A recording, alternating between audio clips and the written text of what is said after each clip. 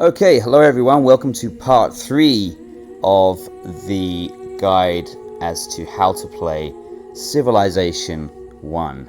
I am Teacher Matt from Oxmar, Oxford English Masters, and today we're going to look at how to use buildings to make your world better. Now, if you did watch part 1 and part 2, you know we started with the German nation. This is actually a different game from that one because I accidentally copied over my save file, so I lost that save game.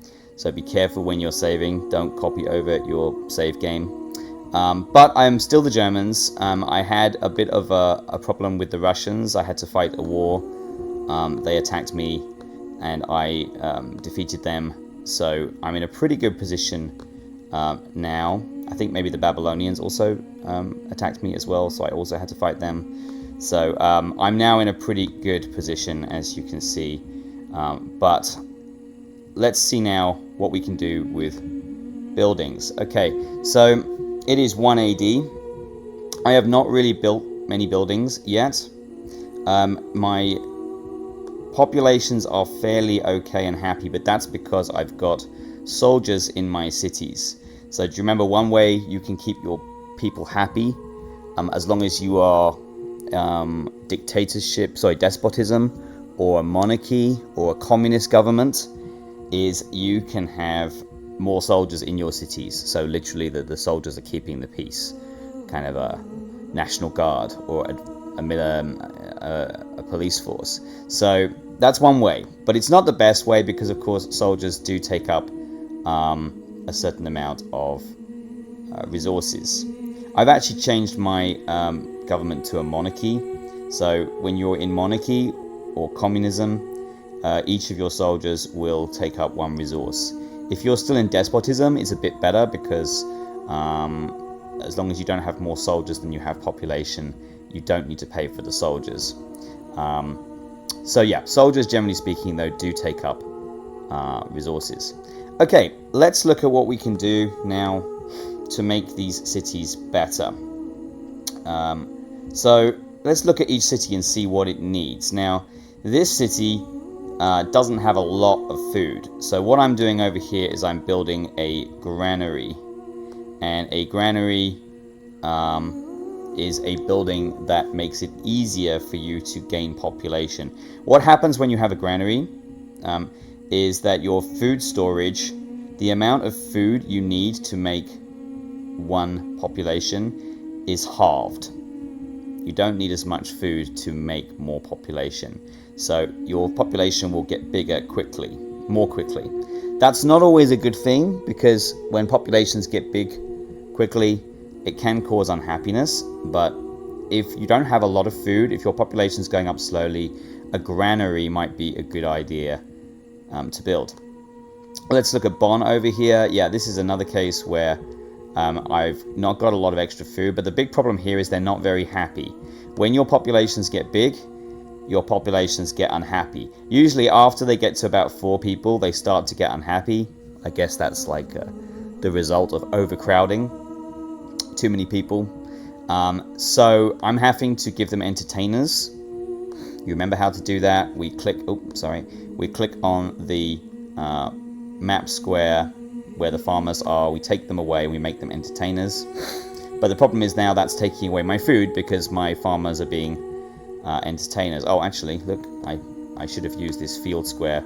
That would have been better. So actually I do have some extra food now. So optimizing where your farmers are is a good idea. But now I've got 2 entertainers because I need 1 happy person for 1 unhappy person. Then the city will be okay. So that city's a little bit precarious at the moment. I'm building another soldier there to try to help keep them happy. Another militia. You can use the militia kind of like police. They're a cheap unit. You can build them quickly and they will help keep your city happy. 1 soldier will keep 1 person,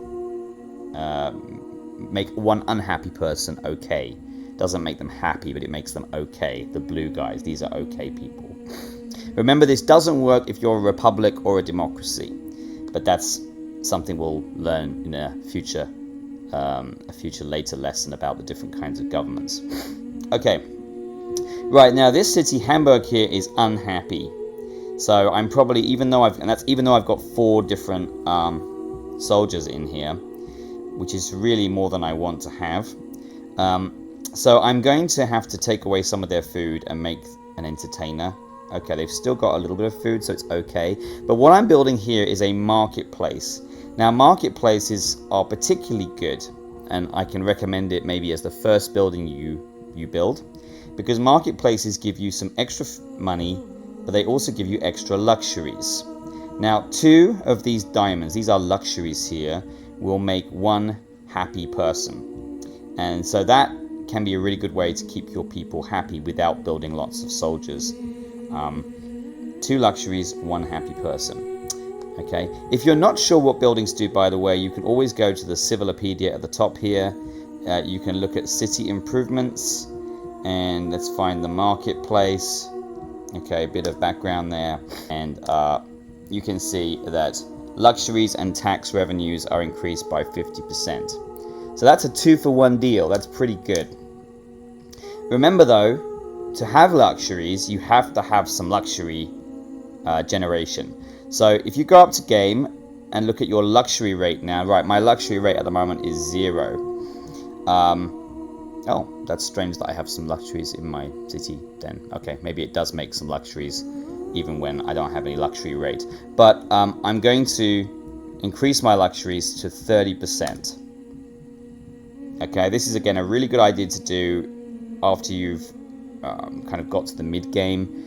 Increase your luxuries. Luxuries are things like soap and perfume and chocolate, and that will make your people happier, and the marketplace actually boosts that as well. Oh look, now I've got 4 diamonds and 2 happy people. Right, well that's great, because I don't need this entertainer anymore, so I can put him back to work in the sea here, and that will give me more trade as well. So that's worked out quite nicely, although actually because I haven't got the entertainer. Oh, that's why. The entertainer was generating some luxuries, and the marketplace was boosting it by 50%. So an entertainer creates 2 luxuries.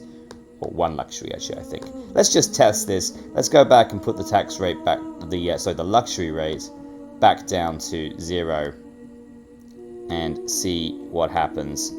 If I take away the entertainer, yep, you see there's no luxuries at all. So you have to have some luxury rate to for the marketplace to work. Actually, the marketplace is not built yet as well, which doesn't help. So, okay, we'll see what happens next turn. Okay, I want to get to that next turn, so let's just move a few things around. I'm building some fields here. I've got a boat going across to America. Okay, the wealthiest in the world. I am number 1. That's great. Okay, I'm going to keep building my White House here. My White House Palace. There we go. Okay. Oh, there's some barbarians moving next to my settlers. I didn't see that. I should deal with that.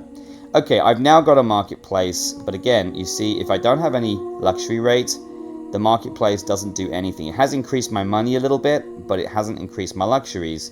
So one way is to have an entertainer. Right now, the 2 luxury diamonds from the entertainer have been increased 50%. But the other way is to increase the luxury rate, which I think is what I'm going to do. Now the next thing I probably want to build here, look at how much science I've got here. I've got 6 light bulbs. If I build a library, that will increase that by 50%. That will really boost my science. So I probably want to do that. Let's increase that luxury rate first. Okay, it'll lower my science a bit, but I'm doing quite well with science, so I don't think that's a problem too much. Let's go back and look at Hamburg, and yeah, now they're pretty happy because of that luxury rate. So, not a big problem now, although I still have a lot of soldiers here. Okay, cool. Let me just deal with this barbarian who's about to kill my settlers. I'm going to run away. I have to abandon making that mine. Okay. Let's, I don't know, make some more fields over here. Okay, I've got fields, and then they've got roads as well. Let's make a mine. Okay, the Zulus are running around in Africa, but they don't seem to want to fight me yet. I'm building let's talk about Africa. Okay, over here. So you see I've got this city here kind of blocking. It's kind of where Egypt is over here. It's kind of where the Panama Canal is in the real world. By the way, you can actually make the Panama Canal by having the city here. I can move boats from here through my city to the other side. Very useful. So you can actually build the Panama Canal. Sorry, Suez Canal. That's not the Panama Canal. You can build the Panama Canal as well. That's in like Mexico, in Mexico area. This is the Suez Canal. Beg your pardon. But you can make the Suez Canal and boats can go through here. Now this city is right next. I've kind of corked off Africa here. I don't want the Zulus coming out. The Zulus are quite powerful. They've got lots of cities down here in Africa. I'm worried that they're going to be a threat at some point. So I'm using this as kind of a fortress city to keep them out of Europe and Asia, where I am dominant. So what I'm building here is city walls. Now this is quite expensive, takes quite a long time to build, but this will increase your defense by 300%, I think. I might need to check that. Is it 200 or 300%? Let's go check. City improvements, city walls. Next page, please. Oops, didn't work. Why I can't see it? Okay, my 200%. Okay, but still, that's really good. Sorry, because I'm screencasting. Oops, something weird is happening. I'm just going to go full screen again. Okay, so that's going to be really useful. That will really make my defense better. I've got lots of soldiers in here too. I've also got a barracks. Now, if you build a barracks, barracks will make your soldiers, any soldiers that are built in that city afterwards, they will be veterans. Now, veteran soldiers are 50% better at attack and defense. Veteran soldiers are experienced, better soldiers. They are well trained. So since I'm worried there's going to be a war here later, I built a barracks as well to make veterans. So any soldiers I build here will be better soldiers. Okay, I'm going to run away from this legion, and my knight here has just popped out. I'm going to press G and kill him. Okay, great. Problem solved. Right, I'm going to press M to make a mine. I've got a diplomat coming over here. I think that's to go and explore America. Oh, the English are very dominant over here. Okay, press S. And my boat has just arrived, but he's gone to the wrong city. Can you go over here, please, to get my diplomat? Thank you. Okay. Right, what else do we need to build? So this city, let's have a look. This city's doing okay. It's got enough food. Luxuries, okay. They're fairly happy, but they are going to get unhappy at some point. So I'm going to build a marketplace here. Something else to say about cities is they do cost money, usually like 1 or 2 gold a term to make. Again, you can see how much in the city improvement screen. For the marketplace, this is not a big problem because it's probably going to increase the money your city makes. So it costs a little bit of money, but you are also getting money. So hopefully net profit. Let's make another city somewhere. Oh, this river down here looks nice in India. Okay, let's go down here. But you do have to be aware of this. You can start to run out of money. Your money can go down if you have too many cities, especially ones you don't need. For example, city walls, I think, cost... let's check, actually, if I can. Hang on a second. Oop. City improvements. City walls. Okay, it costs 2 gold each turn. So if you build city walls in every city, that's going to be quite expensive. So you don't want to do it for every city. If you don't know how much your buildings are costing you, you can go to advisors, go to trade advisor, and you will see how much you are spending. So at the moment, I've just got 1 marketplace, so I'm not spending that much. Hang on, let me show you that again. Trade advisor. So my income at the bottom on the left is 27 gold, but my costs, I've just got 1 marketplace at the moment, is just 1 gold. So I'm making a profit of 26 gold, which is nice. But if I build too many buildings, that profit is going to disappear. So I need to be careful. Okay, I'm just irrigating. The problem here is that all these Zulus are sitting on my land, which is making it harder for me to grow food. Luckily, I have some fields over here, so my city's got enough food. But this is a little bit of a problem. I wish they weren't doing this, but hey, I can't control them. Right, okay, I'm going to keep building some fields here. And there's my boat. Okay. I'm really worried these Zulus are going to attack me before I have my city walls ready. Now, I'm getting a bit nervous. They're kind of amassing here, but my city walls are not ready. You can press buy. If you want to buy your things early, it's going to cost me 146 gold. I'm going to do it. I'm going to say yes, because I want those city walls. I do not trust these guys. They're looking a bit aggressive. Now, this city over here, which is near my front line, my castle city, again, I've got a barrack, so they can make good soldiers. I'm also building a Colosseum. I'm doing the Colosseum. The Colosseum will make, I think it's 3 unhappy people happy. It's quite expensive to run each turn. The Colosseum's a bit like a sports stadium, but I'm worried that if I take these soldiers out to go and fight a war, when I take them out, the city will be unhappy because they're keeping the people happy at the moment. But this city's kind of on the edge. I don't know if there's anything I can do about that. Not really. So I'm a bit nervous about this city. So I want to have some way to keep them happy. So I'm going to build a Colosseum here. Okay. I'm going to build a mine here. This is desert. This is good for mining. Give me some more production. Roads. Okay, go and get my diplomat, please. Okay. Someone has built the Great Library. The Great Library is a wonder of the world. And if you are behind the other civilizations, if you're really low on technology, it can help you catch up. If 2 other countries have a technology and you have the Great Library, you will get that technology for free. So that's useful if you're kind of catching up. Right, Cologne builds city walls. There it is. Okay, great. So that city is now much safer. Right, I'm going to build some more soldiers now because I think they're going to attack me. I want to build some knights. Knights are pretty good. If you get knights, you need to have chivalry to build knights, which requires monarchy and feudalism. Knights are defense 2 and attack 4, so they are as good as a chariot at attacking, and they are as good as a phalanx at defending. So they're a pretty good all-round unit.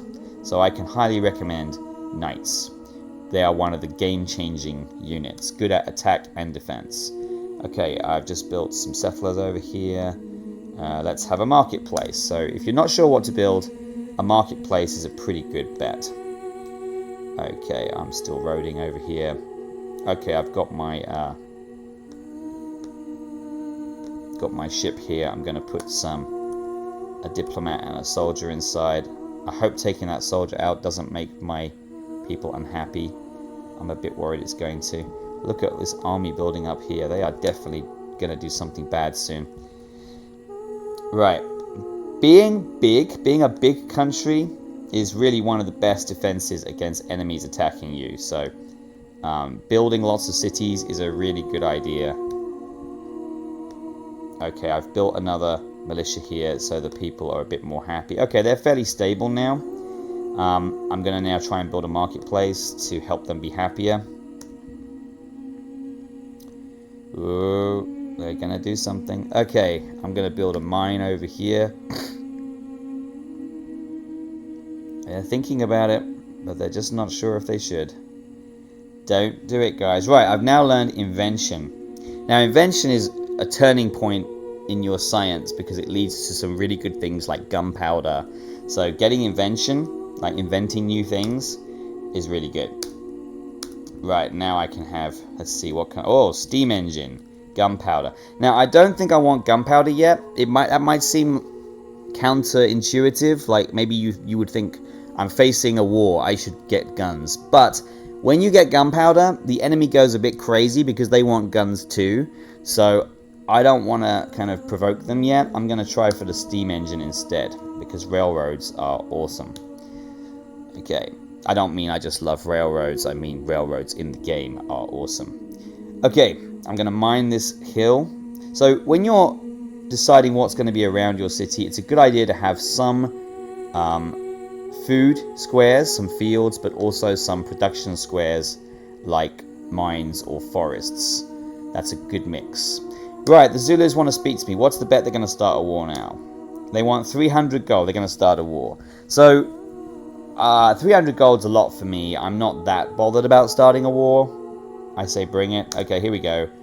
War. I'm not going to pay them. Right, they're going to attack. Boom. Uh-oh, they just killed my... Right, they lost. Oh, they did kill one of my soldiers there. That's not good. Right, I need to go into fight mode. Okay, I've just built a marketplace here, Hanover. Now, Hanover doesn't have a lot of science at the moment, so I'm not sure it's worth building a library. I might build some knights because I might need some help with the war in a minute. Okay.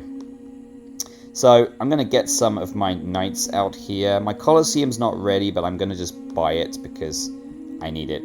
So, who else has got some soldiers that can come and help? Let me see. I got some knights here. They might be able to come and help. Okay, I got some knights here. They can maybe come and help. This is a bit dangerous because they might get unhappy, but we'll see. I got a chariot here. He can come and help. Any other knights around? Okay, not much at the moment. I got some knights here. Okay, I got some knights up here. I think that's going to make them unhappy, but hey, never mind. Okay, right, I got some knights coming. I got some help on the way. This knight's not ready. I'm going to get my cavalry out because they're an attacking unit. I'm going to buy these knights. Getting a little bit nervous. I wasn't quite ready for that war. Okay, let's keep going. Right, I'm going to bring these knights down as fast as they can, please. Okay, railroads. Right, these knights in here, please. They're pretty quick. Good to have a road. I'm not going to attack yet.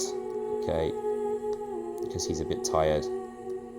Right, you're dead. Okay, that's one down. Right, let's bring these knights down here.